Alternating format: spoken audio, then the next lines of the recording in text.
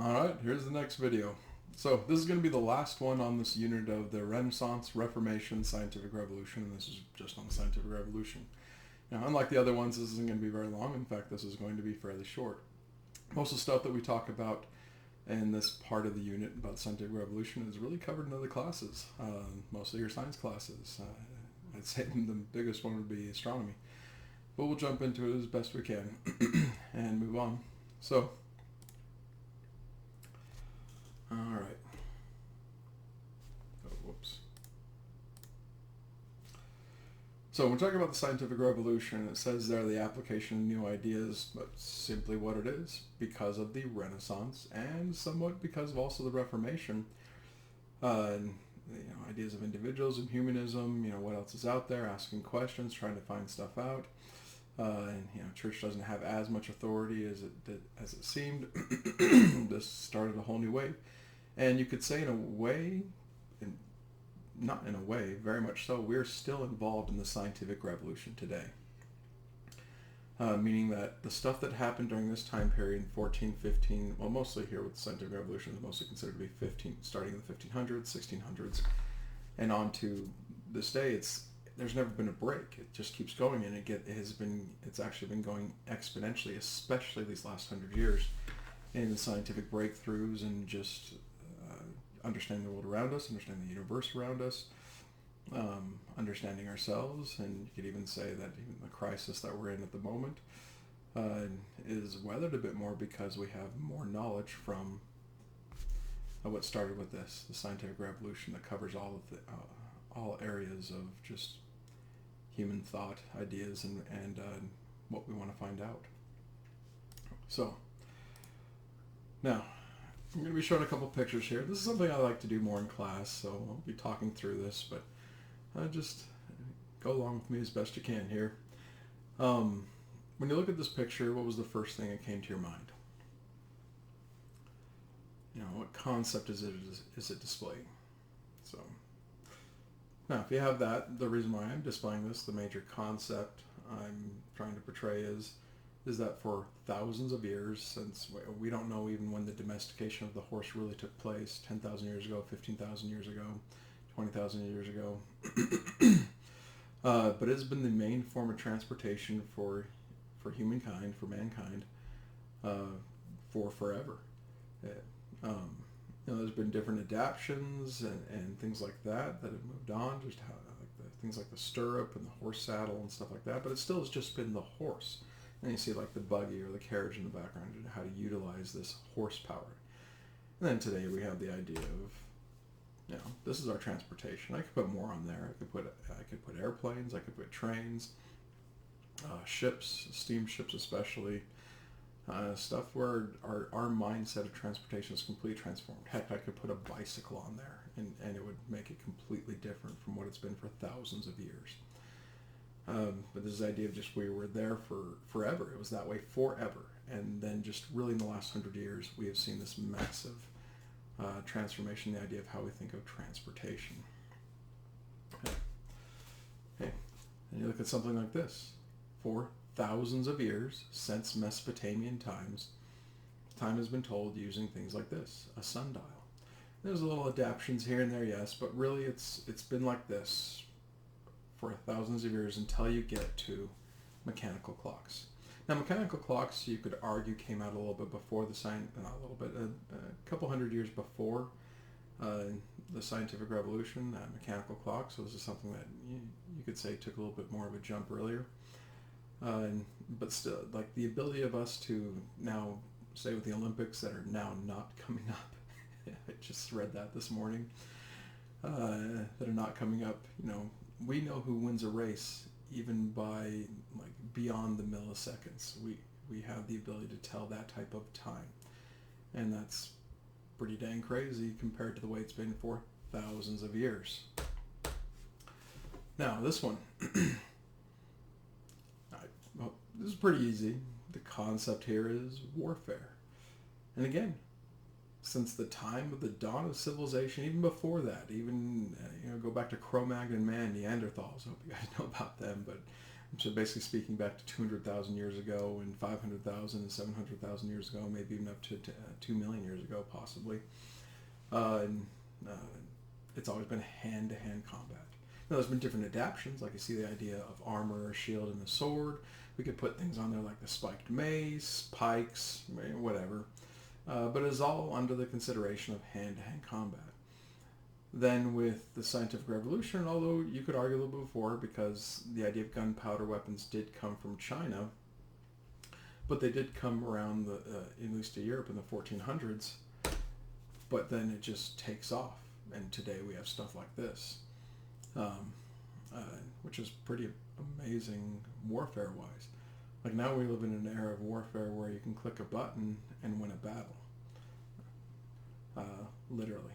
You can click a button and win a battle. You could be sitting somewhere flying a drone, win a battle. You can be sitting in a tank that is 20 miles away, see the enemy or the spot you need to hit, and that tank, by the way, can hit.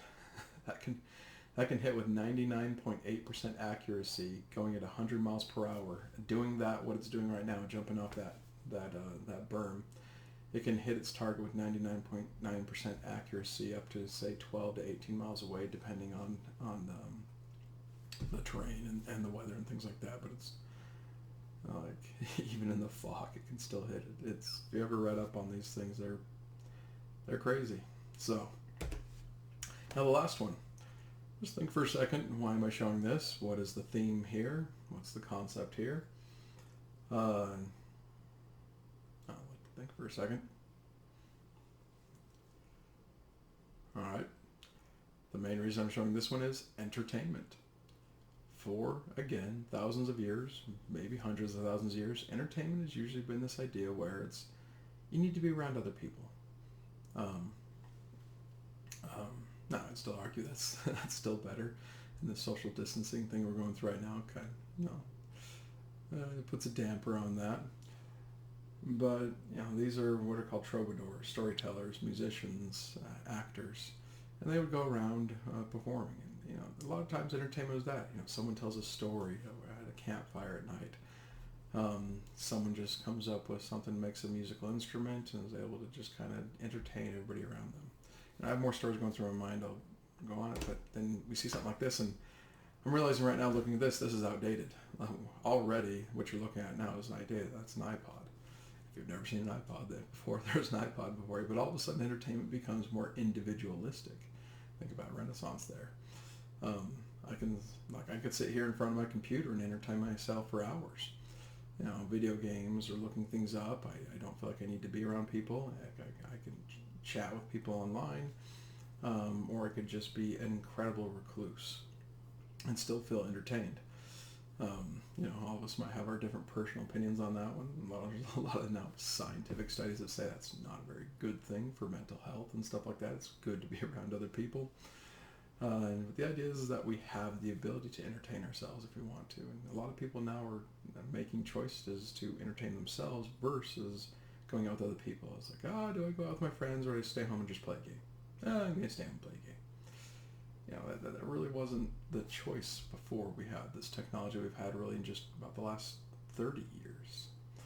So again, it's been, especially in those last 100 years especially, technology has really taken off. But the ideas that led into this taking off of technology in these last 100 years started around basically with the Renaissance times, and we call this a scientific revolution. Something you need to understand is the scientific revolution is in tandem in many ways with the Renaissance and Reformation. It doesn't go Renaissance first, Reformation second. Like what I mean by is Renaissance first, it ends, then Reformation starts, that ends, and then scientific revolution starts. No, the reason why I put this unit all together in one go is that they all play off of each other. It does start with the Renaissance. That it keeps going and still arguably going today. It gives rise to the scientific revolution, it gives rise to the Reformation, and all three of those things in a way are still going on today and what make up the essence of what we call Western civilization, which is ours, by the way. In United States society, we are considered the leaders of Western civilization this day. Okay, now, what does it start with? If you don't know what you're looking at there, It's one of the earliest ideas or correct understandings, at least in modern times, of the solar system. Although I just said correct, and actually it's not correct in some ways, but it's correct in the idea that Copernicus, Nicholas Copernicus, pretty famous name. I imagine most of you heard his name, most likely in joking. It was because what he did was so revolutionary. He challenged the current idea of a geocentric universe. Geocentric meaning Earth is the center of the universe. Heliocentric is the idea that the sun is the center of the universe and the Earth revolves around the sun, which we now know for a fact is the truth. When he did this, it was a theory. He couldn't quite prove it, but he's pretty sure it was right. The thing is when he came up with this, it was considered very heretical. The church was not very happy with this one. Oh, I should say, he knew the church would not be happy with this, so he kept it secret and did not let this knowledge out of the bag, per se, until after his death. He was afraid of what would happen to him and his family if he put this out there. Anyways, and by the way, he's from Poland. So if you want to know the origins there, most of us think it wasn't Italy, it wasn't France, it wasn't England.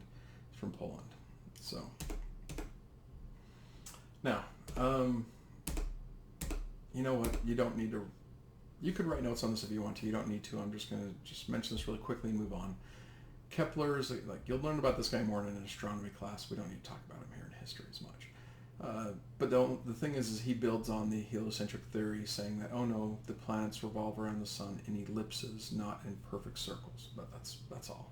Just moving on to the guy that really is the more important one historically. If you're not understanding kind of who we're talking about yet, Galileo. So if I have a chance. I'm having trouble uploading videos from my Google Drive to Canvas. I can only really do things off of YouTube when I'm at home, so I have to link this stuff in. But I do have a video of the Big Bang Theory. If you've heard of that show, I imagine you have. I actually don't watch that much, but this was told to me by a student a couple years ago. But I found this clip where it was just a short little 15-second clip, and you have one of the main characters and the female character walking up some stairs, or Sheldon and the girl, or I can't remember, Penny, that's right. Sheldon and Penny are walking upstairs, and she asks him, you and your friend had a little misunderstanding. And Sheldon's like, a little misunderstanding? The Pope and Galileo had a little misunderstanding. And the parody there is the idea of that's one of the biggest misunderstandings of all time, the Pope and Galileo. And he's saying that his little misunderstanding with his roommate is even worse than that. So sorry. Now when you have to explain a joke, it's not that great, but if I can get that linked in there, I will. I find it pretty funny, especially once you know the story. If you do not know the story of Galileo yet, it's definitely one of the more famous ones for the transition of medieval world into the world we have today. Simply put, Galileo proves that Copernicus was right. I won't go into all how it works and things like that, but he studies the stars incessantly. It's just his passion in life. The telescope's there. That's the telescope or replica of what Galileo used versus like a more modern telescope today. That telescope's probably like a 20-year-old type of telescope. Anyways, he proves the heliocentric theory was correct. And this is coming at a time in the 1500s when the church just can't handle this. The Reformation's going on, their powers being, the authority of the church is being questioned in so many different ways. And one of the tenets the Catholic Church at the time was putting forth is that the earth most definitively was the center of the universe because it just makes sense. The guy who came up with that, by the way, Aristotle, the ancient Greek, who they're going off, who the Catholic Church is actually going off. This is not even scriptural, so it's kind of a hard basis for the church to take. But in their medieval logical minds, they're thinking, of course, the Lord of the world and the universe, Jesus Christ, would be born at the center of the universe. So therefore the earth has to be the center. And then here comes Galileo saying, nope, that is not correct. The earth is not the center of the universe. They put him on trial for heresy and essentially threaten him to the point where they say, you better take this back. Bad things are going to happen to you if you don't take this back. And so finally at the end of this trial, Galileo says, sure, okay, I made it up.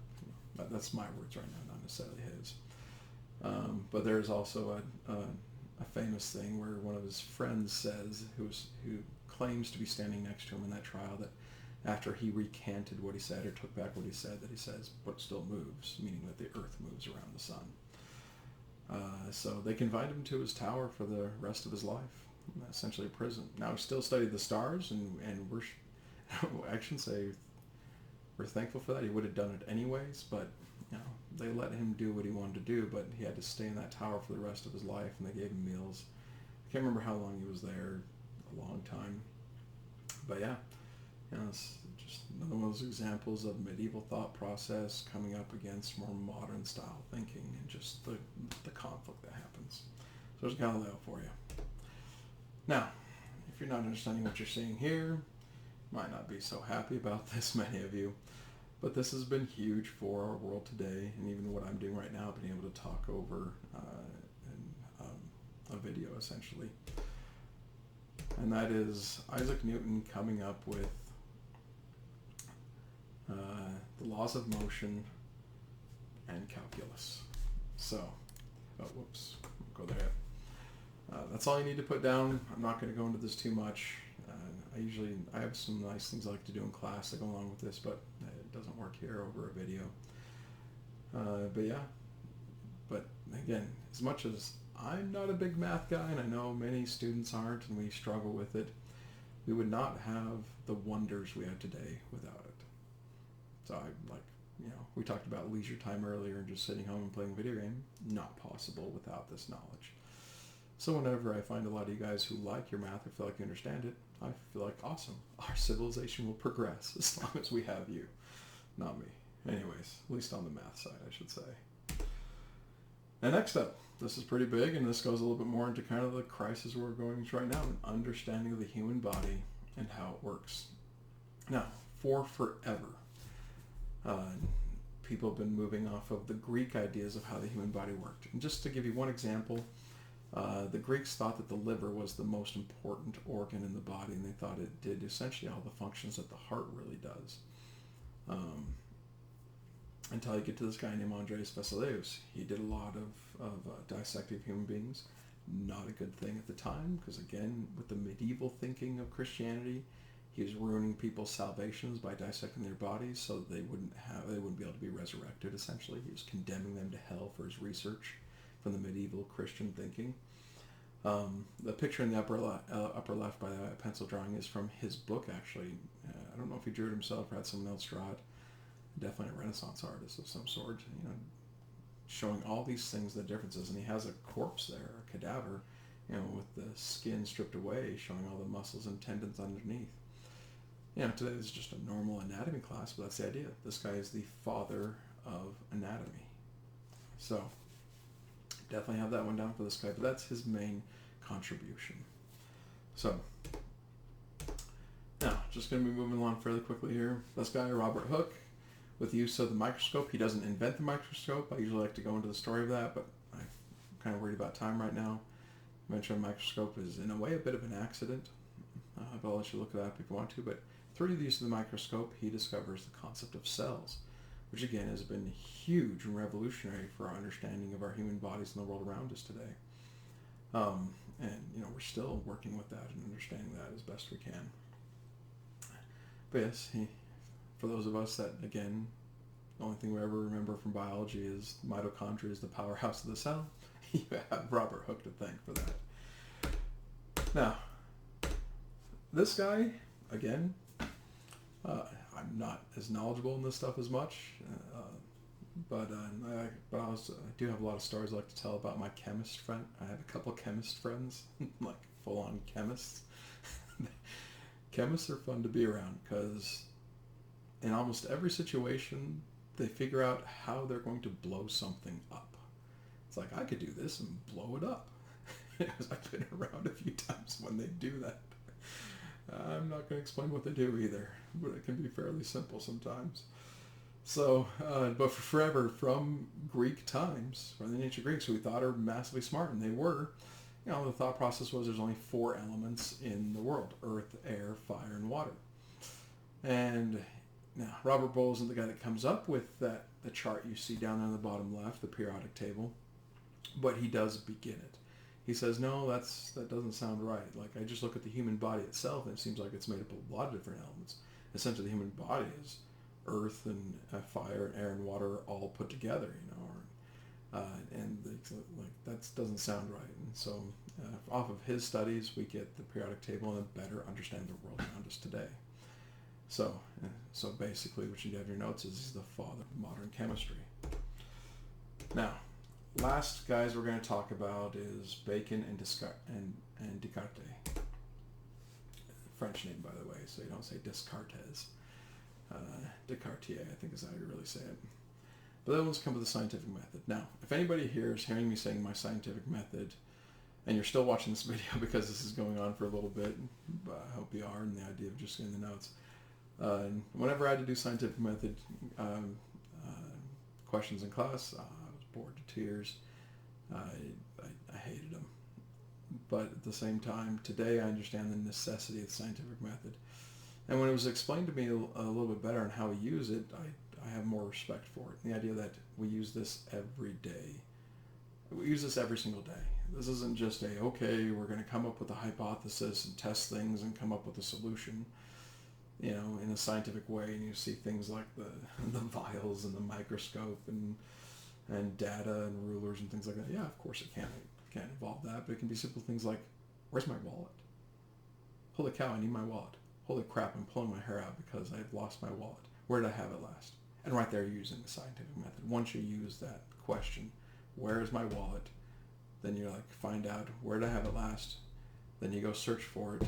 You're experimenting, and then if you don't find it, you can say, well, that theory's wrong, that theory's wrong, that theory's wrong, until you do find it. You're like, I'm such a moron. I totally left it here. But then you have that sigh of relief. You're using the scientific method essentially there. Just a very rudimentary form. Anyways, now just going to go through a couple pictures here. Oh, if it comes up. There we go. Just look at these pictures and see if you can understand all the different scientific things used in this picture. I'm not necessarily going to go over it with you, but just think in your head what is used here. What of all the sciences we talked about goes into making a shoe. Now I'm feeling like it might be better if I do go over a few things with you. I'll say this. One of the biggest things that goes into a shoe that I never would have understood myself until it was told to me was trigonometry. We could not have the footwear we have today without trig. PowerPoint's struggling here. Okay. I guess it died. Let me go like this then. So, these are some of the pictures I wanted to show. Sports. What he's wearing. How he knows to be just dang huge. How they can make protective stuff like they do the shoulder pads, the helmets, and the pads, where to put them, how to be as protective as possible. How they can make sure that he can be bigger, faster, and stronger than the guys around him. Everybody there just looks freaking huge. And kind of scary. But there's a lot of this scientific and mathematic stuff that goes into it, especially into sports. With that, and the winners use it essentially. And of course, you have astronomy and things like that here. And the ability to go to space in the first place. All our medications. We need to understand the human body and then the elements around us to really do this. We wouldn't be able to have surgeries that worked today, unlike the stuff they did in medieval times, or even back in ancient Greek and Roman times. They did some really weird stuff. Like, hey, gargle your own urine, you'll get better. Anyways. Yeah, it seems like most of their stuff was like, hey, this seemed to work, let's keep doing it. Instead of okay, we know this works, because we have the scientific know-how to do so. Then you got this last one, almost like the ultimate form of it, the scariest form, which the splitting of the atom and the destructive force that can come from that. Anyways, I'm going to end the video here. It's been going on for a while, but this is all you need to have for the scientific revolution, and we are now finished with this unit.